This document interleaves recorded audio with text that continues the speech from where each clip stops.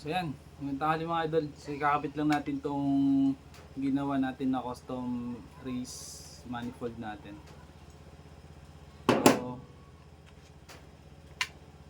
ito yung weavers. So yan siya. Kung ikumpara mo sa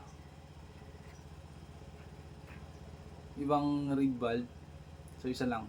So ito race pang race pa nga to eh. Malosi. Yan yung petals niya. So dito sa V-Force, doble yung petals niya. So yan. Pero pag kukuha kayo ng ganito, dapat yung original kunin nyo. Pag hindi kayo makakuha ng original na ganito muna kayo. Malosi na VL14. So yan.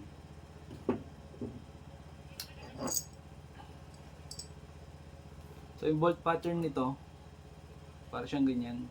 So hindi siya para dito. Kailangan natin gamitan ng conversion plate.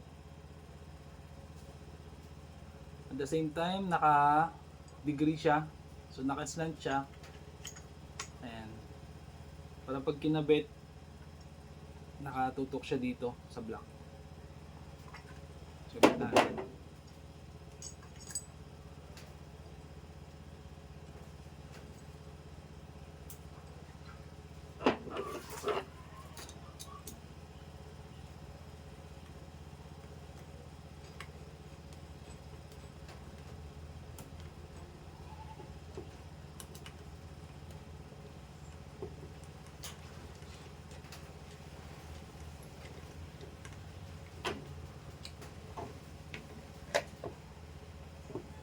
Tapos ito naman yung plate ng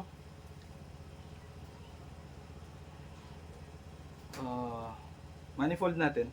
So ito yung manifold natin. Yan. Nilagay ko muna tong 28 pero pang 34 talaga to. Pang big curve siya na malaking curve.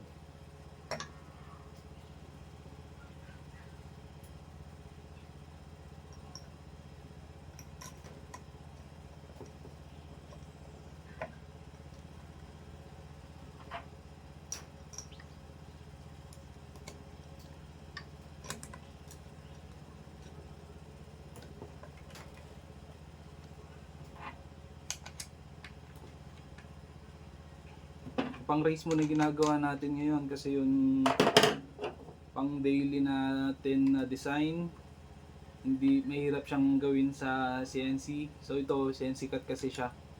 Pag yung pang daily kinakast kasi yun. So alloy cast, hindi pa buo yun.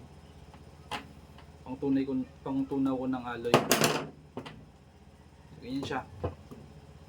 Yung butas nito naka-match dito sa V-Force.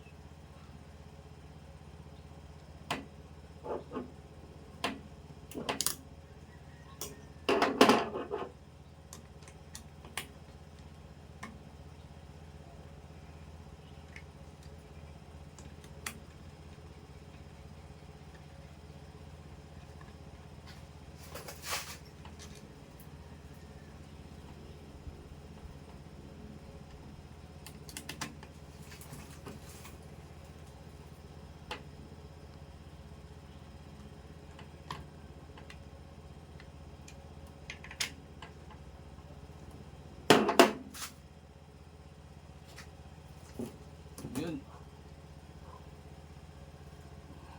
Ganyan siya. Ito nakakabit.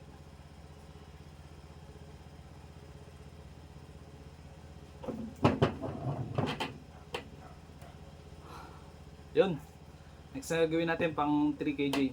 Pang 5 bm kasi ito.